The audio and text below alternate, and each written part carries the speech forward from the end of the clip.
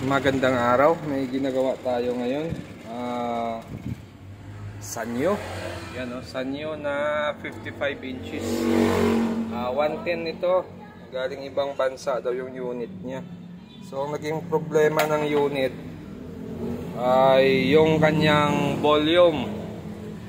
Yung volume nito dire-diretso, naglalakas siya or nagbabawas siya. So yun ang problema nito. Ngayon, mapapansin natin ay okay siya, no? Normal na yung display niya. Yun, no? So hindi na nagkakaroon siya ng problema sa volume natin. Yan. Okay, nagbo-volume na siya. Bawasan natin, nagbabawas din siya. Okay, dagdagan natin. So yan ang problema niyan. Tumataas, bumababa daw yung volume. Okay, papakita ko lang kung anong naging problema ng unit. Okay, so yan yung kanyang main board. Tapos ito yung power supply niya. Yan. So makikita mo yung kapasitor ng power supply nito ay nasa 250 volts lang, dalawang piraso. Kunin natin yung model.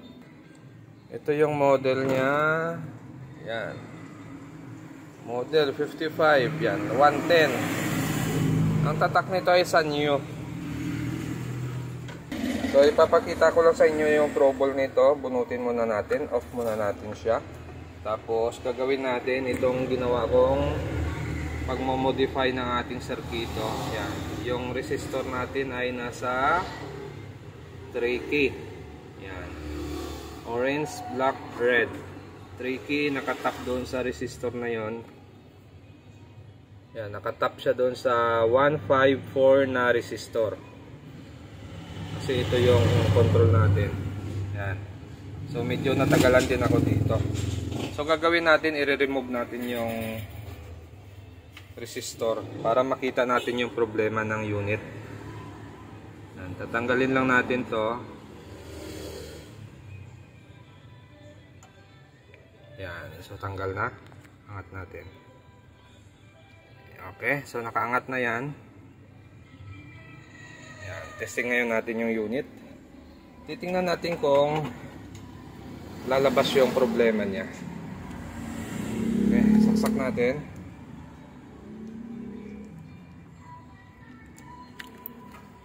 Okay, so meron na siyang standby power dito.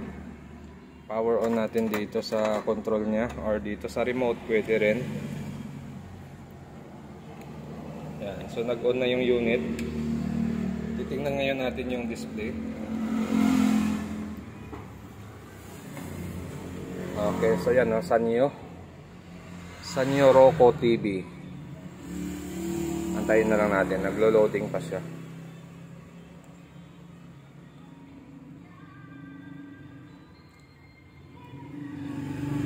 Tagal. Yan. So makikita mo yung volume doon, no? Nag-appear na yung volume niya, no? Yan, no? Oh, hindi ko yan pinipindot, ha. Oh, ito yung dalawang kamay ko, hawak ko yung cellphone. Yan mo. Oh, nawala na naman yung volume niya. Yan, lumabas na naman, tumataas o bumababa, oh. Yan, yan yung problema niya. Kusang nagbo-volume yung unit. Kusang tumataas, so ito yung remote natin. Tinago ko na yung remote, tinabi ko na doon. Yan, lumalabas pa rin yung volume niya. Okay, so yan ang problema niya. So medyo akala ko rito sa control lang issue. Yun, no, kusa siyang magbabawas. So yan, magsi-zero na yan. Yun, zero na. Tapos hindi na mawawala yung volume na yan dyan. Kasi zero na yung volume niya. Hindi na siya nag-a-adjust. Yun, no? Okay. Yan. Okay.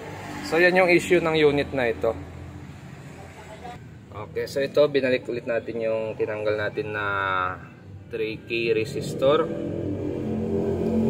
Yan. Kinabit ulit natin siya doon sa resistor na yan. 154.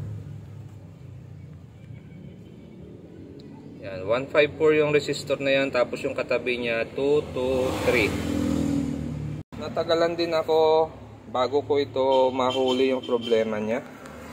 Kasi nga akala ko ang problema yung mga control niya nagkaroon na ng umido. Yung mga circuit niya nagkaroon ng umido. So doon tayo nag-focus. Yan, power on natin. Pala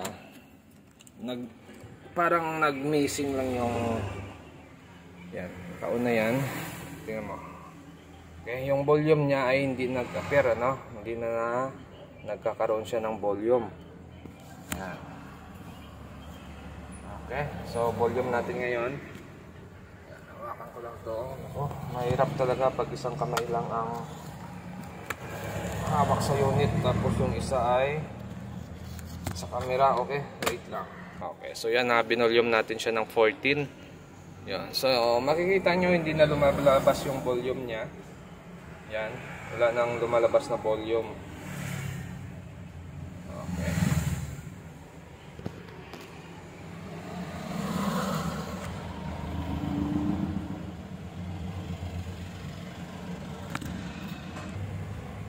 Yan, so volume ko siya. Okay, so nagkakaroon siya, no, pataas, oh, yun. Okay. Baba natin. Yan, diba, gumagana na siya.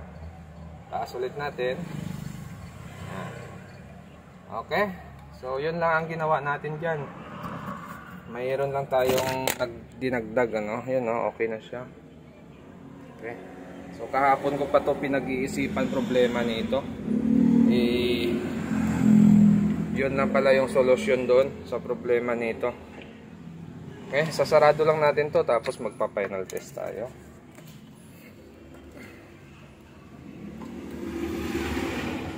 So ginawa ko rito, step by step ang ginawa ko rito. Inhang ko yung sensor natin. Ito yung papunta sa sensor, okay naman. Naghang tayo ng control, ganun din. Nagbabawas pa rin siya or nagdadagdag pa rin siya ng volume. So naka-remove na ito, ganun pa rin ang problema niya. Kaya nagduda ako na ang problema nito ay maaring may nag-change value na resistor. Pero dito sa mga may nakasulat na value ng resistor, wala naman nagbago sa value na yan. Eksakto naman yung value dyan. Sinubaybayan ko yung circuito na yan. Pumasok yan dito. Yan, may tanda pa nga yan, no? Tapos pumasok yan dito. Tapos tumagos siya dito sa taas. Hanggang sa pumasok siya dito sa IC. So pagdating dito sa IC, wala na tayo dyan, no? So ito lang yung may pyesa dyan. Kaya nagawan ko ng paraan yung ganitong sistema, no? 3 key to ground connection dito. So napigilan natin yung pagtaas baba ng volume na nung ginawa natin yan. Okay, so ito na. Bali sinaksak na natin sa 110 natin. Yun kasi ito 20 natin. Tapos power on natin. Okay. So lumabas na yung Sanyo Roku TV. Antayin na lang natin.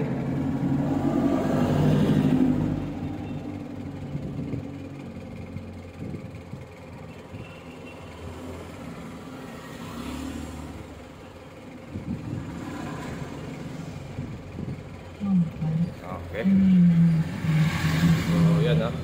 Makikita mo wala nang lumalabas na volume doon, volume natin. Yan, so may lumabas siya, no? Okay. So antayin natin mawala. Ayun, nawala ulit. Okay na.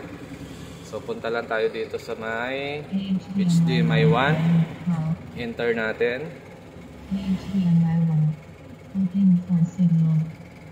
Yan. Okay. So yun, no? Okay na, no? Oh. Hindi na lumalabas yung volume. Hinaan natin.